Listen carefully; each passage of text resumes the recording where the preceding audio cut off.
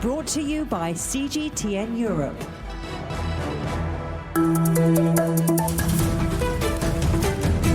I'm Stephen Cole. Welcome to the Agenda podcast. In an attempt to avoid filing for bankruptcy, airlines are practically racing to make sure their planes are pandemic-proof. Today on the Agenda podcast, we'll be finding out how airlines will function in a post-COVID-19 age. Our first guest is Toppi Manner, the CEO of Finnish airline Finnair. I asked him how his airline is charting a course through one of the most turbulent periods in the history of the industry. You described this pandemic as the biggest crisis in the history of aviation. Only the fittest will survive. Are you going to survive? Yes, we will. And this is indeed the biggest peacetime crisis in the 100-year history of commercial aviation. It's almost like putting SARS, the bird influenza, 9/11 and financial crisis together. And if we look at, for example, Finnair, we, as so many other airlines in the world, have been forced to ground almost our entire fleet during the past weeks. Our April passenger numbers dropped with 99% from the April last year. But what we are currently seeing is that countries, especially in Europe, they are gradually lifting their lockdown measures and reopening their societies. And therefore, we start to see green shoots in terms of demand. And from beginning of July onwards, we are coming back to a more meaningful level of flying. We will be flying something like 30% of our normal level of flights during July. Okay, so when you start flying again, what changes will you have had to make sure you stay flying and you're able to take off successfully? We are doing a range of measures to take care of the health and safety of our passengers. We are, for example, doing social distancing at the airport. Perhaps the most visible element is that we ask our customers to use facial masks during the flights. We limit the movement on board the aircraft by, for example, boarding the aircraft from the rear. And we are also adjusting and amending our onboard service to minimize the personal contact between our cabin crew and the customers. So these are examples of the measures that we are doing in order to enable our customers to fly with confidence. You say passengers will be wearing masks on board. What about air conditioning? Well, the air conditioning, as you rightly point out, it's a very important health factor on board an aircraft. We are using the so-called HEPA filters, high efficiency particulate air filters that effectively change the air of an aircraft every 3 minutes. And this actually makes the quality of the air and the filtering of the air to resemble the quality that hospitals would be having in their operations theaters. And viruses, including coronavirus, are basically filtered by these high-quality filters, and that makes an aircraft a pretty similar environment in terms of virus transmission than, for example, on an office space would be, or a shopping mall, potentially. Financially, you've obviously taken a big hit because, as you say, most of your fleet is grounded. Are you getting state support? And I know many other airlines around the world are being supported by state funding. And I wondered whether that gave your kind of airline, an unfair advantage over the completely private operators. We entered this crisis in a strong financial standing. We had strong cash reserves. Our cash to sales ratio was among the highest of European airlines. We had a healthy balance sheet. But for sure, we are taking a sizable financial hit, as basically all other airlines in the world are doing, we have one strength, and that strength is that we are a stock-listed company, but our majority is owned by the government of Finland. And with that strong financial backing, we are able to get out of the crisis in a solid form and also take advantage of the opportunities that this crisis might enable. Earlier, you were talking about opportunities.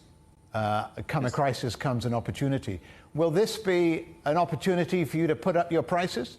Well, it remains to be seen what happens in terms of prices on the market. And what we are seeing is that many airlines are adjusting capacity downwards.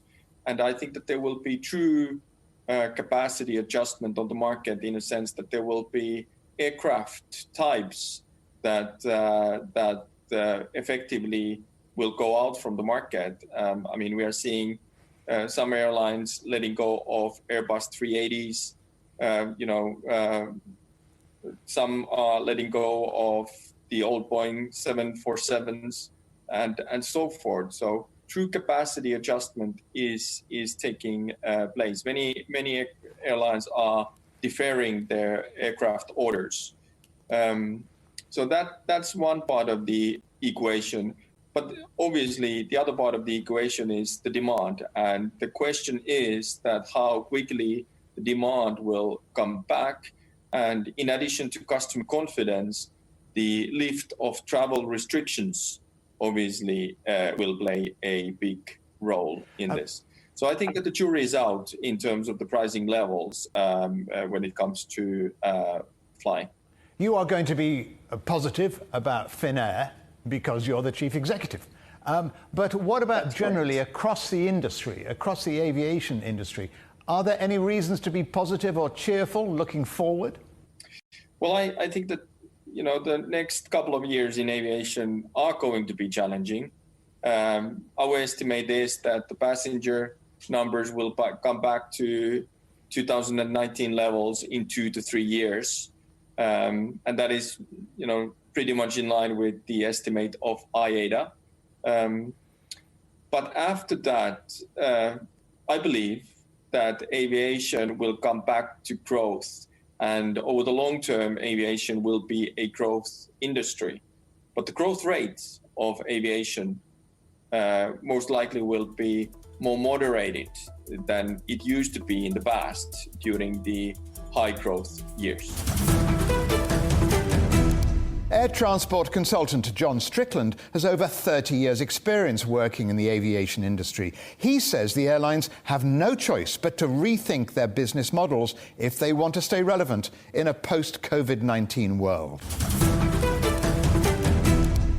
John, you've been a transport consultant for a long time, more than 30 years. What's your advice? How is the industry going to get back on its feet?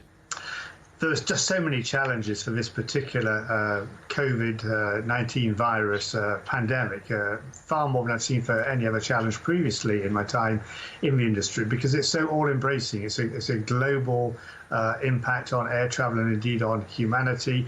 And of course, the immediate requirement is that we see borders open, we see quarantine restrictions lifted. Indeed, some countries such as the UK are just in the process of going into that type of restriction. Beyond that, we have the question of customer confidence, the big topic of social distancing, not simply on aircraft, but in terms of how it's going to affect our lives. And with a recession around the corner as well, then with people not having money in their pockets to fly, be that for leisure or business, I think the challenges are going to be running ahead for years rather than months, and are going to involve many things being put right or modified to what you could say would be a new normal to see any level of recovery for the industry. The airlines are going to have to react pretty fast, as are the airports as well, in terms of social distancing. But will all the airlines have to reconfigure or redesign their planes? It simply doesn't make sense to make actual changes to the configuration of aircraft in terms of the numbers of seats, or even to leave seats empty. We've heard a lot of talk about leaving the middle seat free, but that, number one, doesn't actually give you enough distance based on the 2 meters that is talked about with fellow passengers, neither by your side nor indeed if you think of passengers in front or behind. And in any case, it simply destroys the economics of airline operations. To actually achieve a real physical distance on a plane would actually mean airlines running little more than about 20 or 30% full. And of course, that again is not economically viable. So anything that is done about this issue has to be done on the ground. Yes, passengers can wear masks, and indeed most airlines are now asking passengers and their crew to wear masks on board. They're making changes to service routines in terms of meals or onboard purchases, which are certainly scaled down at the present time.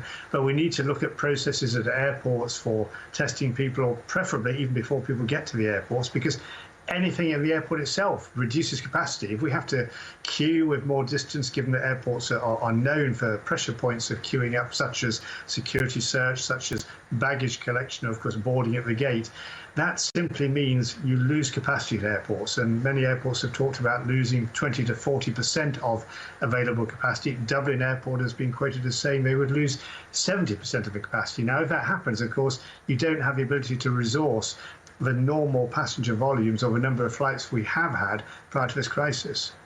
Travelling by plane is not as wonderful as it used to be 20, 30 years ago, mainly because of security checks and other reasons, just the basic numbers travelling in the air. So how are you going to persuade passengers to get into planes again? Will it be low fares, or will the fares have to go up to pay for the hiatus?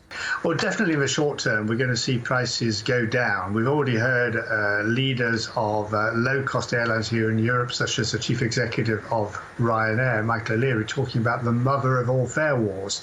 Another large European low-cost airline, Wizz, has said they will offer exceptionally low fares, because in the past it's been proven that offering low fares does kind of kickstart the market for people travelling again.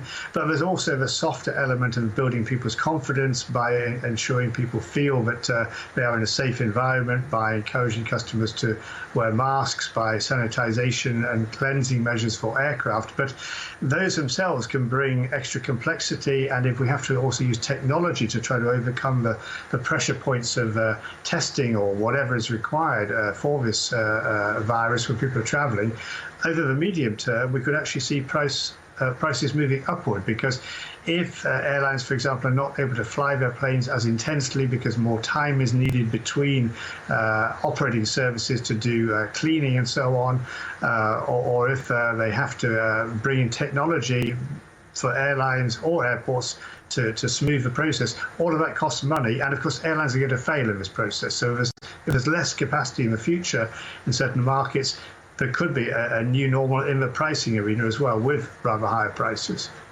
Are there opportunities here, John, for the airline industry, a chance to pause and perhaps rethink the whole business model?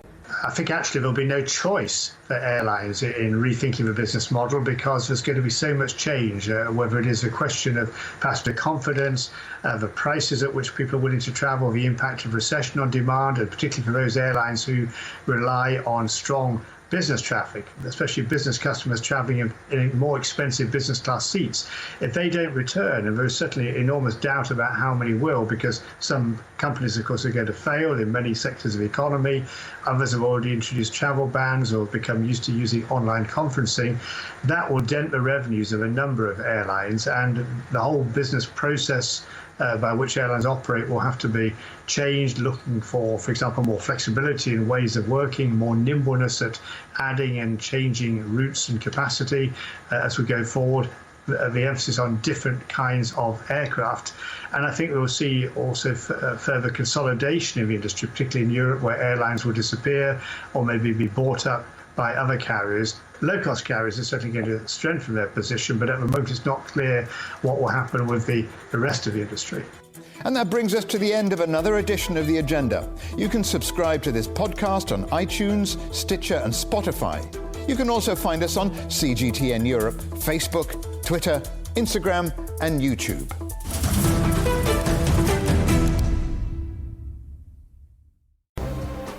The most interesting questions. Are there other living beings beyond Earth? Will man or machine be in charge? Great question. Always have more than one answer. Well, hold on, let me just draw up a list. And always come from more than one person. That's where the credibility lies. The concept of having a machinery which is alive and evolving didn't wait for us. The end of inequality of incomes and wealth around the world, can you imagine how difficult that is at the moment to achieve? Every episode, Stephen Cole, Murray Beveridge, and some of the brightest minds out there shed light on the answers to some of the most intriguing questions. There are two ways of looking at this. Machines can't really discriminate between civilian and military targets. The Answers Project. Maybe we need to just look at this in a bit more detail. Extraordinary claims require extraordinary evidence. The Answers Project, a new podcast from CGTN Europe.